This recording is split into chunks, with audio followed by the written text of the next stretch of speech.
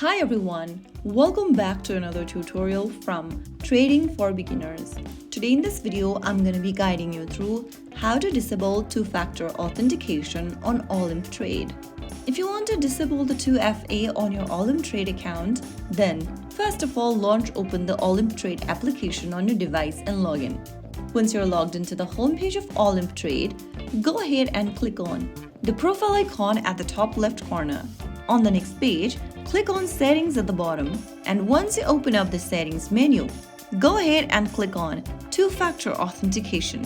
Now, you'll see a Disable button at the bottom, click on it, and in order to disable two-factor authentication, you'll first need to go ahead and enter the code that you received from your Authenticator app.